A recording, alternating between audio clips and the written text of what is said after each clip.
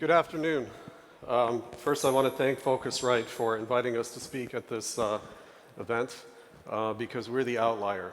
We're quite different, as you'll see, from some of the other companies that are presenting.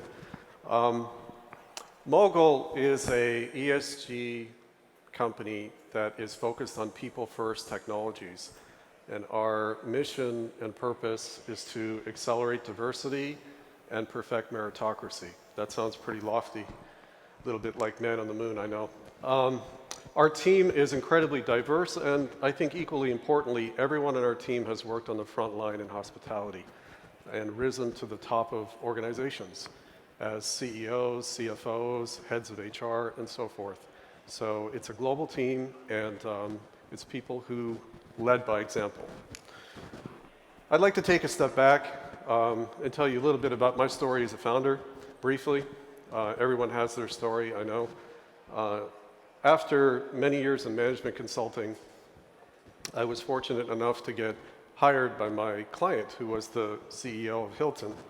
And I got the corner office and got to work on big ideas and go to the board meetings and present. And it was an amazing experience. Everything was going really, really well. Except there was a turning point.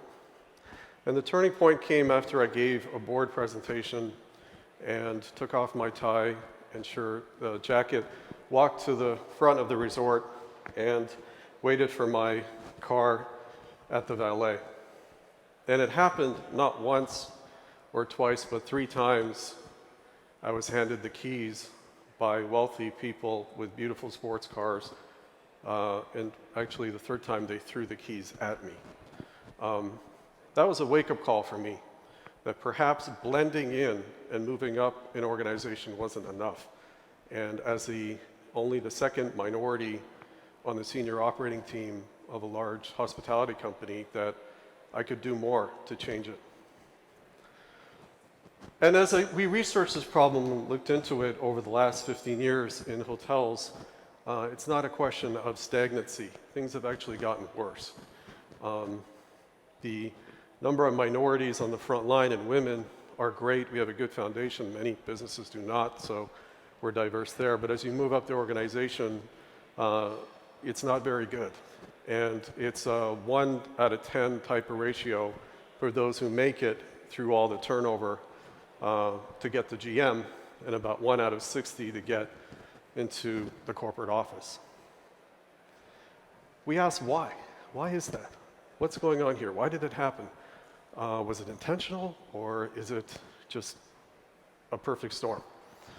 Well, we found 3 reasons why. The first is that the industry has changed significantly, and it is now 90% franchised. In China, it's now 60% franchised. And private equity is now the largest hotel owner. And as well, we have over 800 small management companies that are private. So the brands who champion diversity have a much smaller role. In fact, the franchising circular of a hotel brand, which is typically 100 pages, has only 2 paragraphs about people and training.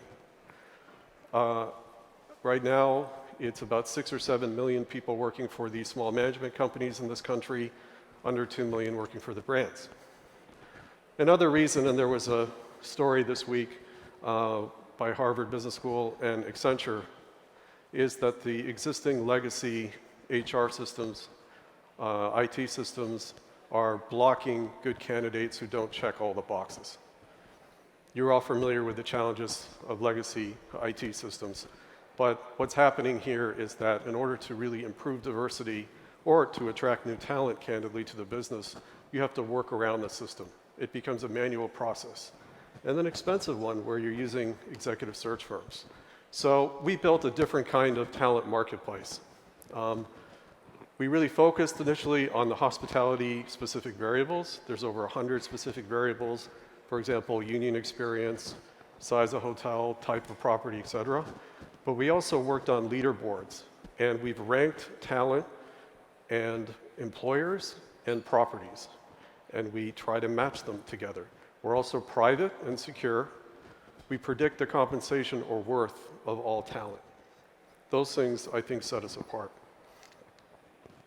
We discovered that the top 100 hotel general managers, most of them have high school degrees, 60% are women, 40% are minorities, half of them work in limited service hotels. And we have scaled our platform now through over 200 hotels in the US and China. We're in both markets in parallel and expanding to other regions as we speak. On the candidate side, because we have no social media, nor are we going in that direction, we've basically given candidates insights into their ranking, peer rankings, the quality of management at the hotels, of the employers, of those management companies I mentioned. Most of you have not heard of them. For example, I don't know how many of you have heard of Charlestown Hotels. Charlestown Hotels is a very good boutique hotel operator, and they're #1 in the country, according to our algorithm. So we've had some impressive results so far in the $1.5 to $2 million return improvements on talent, and we're scaling our platform globally to a market where there are roughly 70 million people that will be hired or rehired in the next couple of years as we make this big comeback. And we are a global company and working as well with clients on customization of applications and building them within their four walls. Thank you.